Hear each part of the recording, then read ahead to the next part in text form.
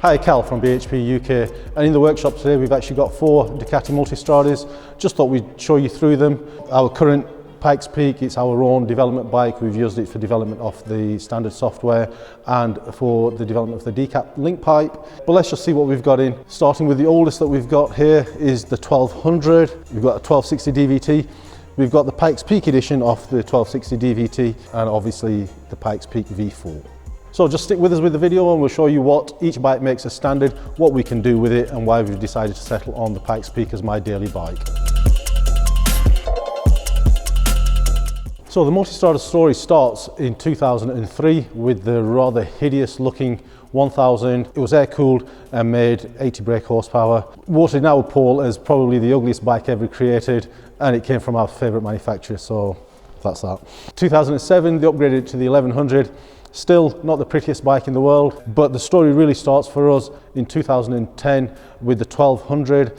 This made 150 brake horsepower at the crank and had some modern electronics added to it. What Ducati at the time called their flagship electronics. It had ABS, traction control and different rider modes. Now a very attractive bike, much better than the original bike that was launched. And as you sit on it, even for me, it really is a nice, roomy bike, rides really well on the roads. For me, these are the bikes that I'm at now, no longer hunched over a sports bike. That's obviously where I am in my biking journey. So in 2015, these got the 1200 DVT engine. That was a big step up, desmodromic variable timing, smoothed out the whole power delivery, made the bottom end a lot better and didn't compromise on the power you're making at the top end.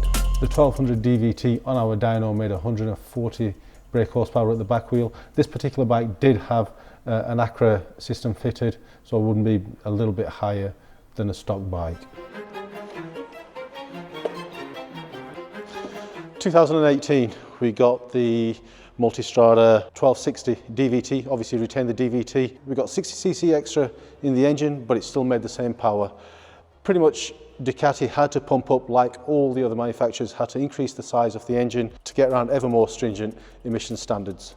A lot of differences with this bike, complete new front end. To me, this is a modern looking Multistrada, really attractive front end.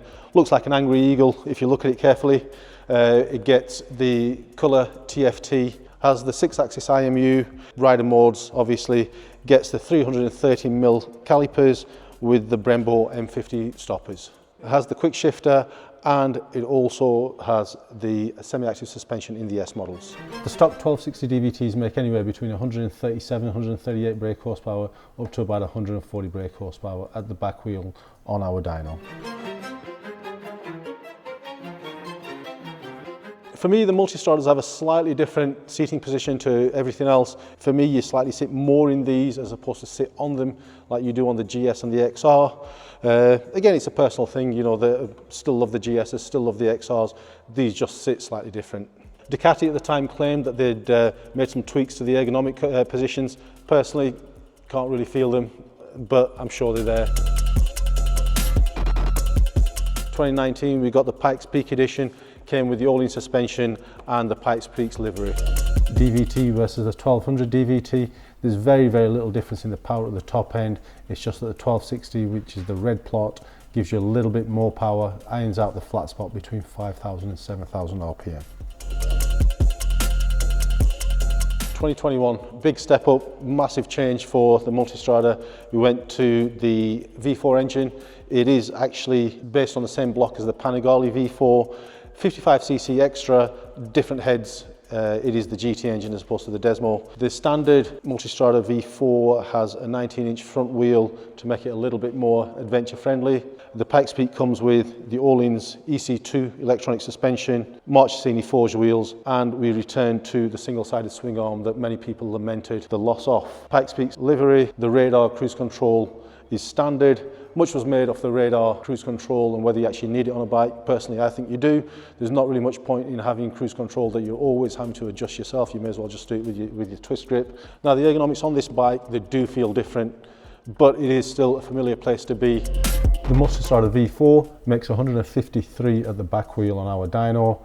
After the remap and with a decap pipe, we can get these up to about 163 brake horsepower. Whichever generation of Multistrada you go for, I think you're going to enjoy them. You know, if that's the kind of bike you're looking for, whichever generation you're at, you'll enjoy riding it. Personally, for me, I think it's been a slow evolution, a nice progressive evolution from the 1200. Never really had much time on the 1100, it was just way too ugly for me, to be honest with you. For me, they get slightly better as they get more technologically advanced. The power delivery on the Pikes Peak and the way that it rides, for me, is my go-to bike at the moment. Probably because of my age, it's got something to do with it. I'm just too old to be hunched over a sports bike, although you will catch me there on the odd Sunday. And of course, we've got the aesthetics off the Pikes Peak. To me, it really does stand out wherever you go, and it just looks right to me. We've got development videos of every generation of Multistrada. You will find them in the description below. If there's anything that you want to know, drop it in the comment section below. We'll try and get back to you as soon as we can. Do hit the like and subscribe buttons. That really does help us out, and it keeps you notified of any new videos that we're launching on the channel.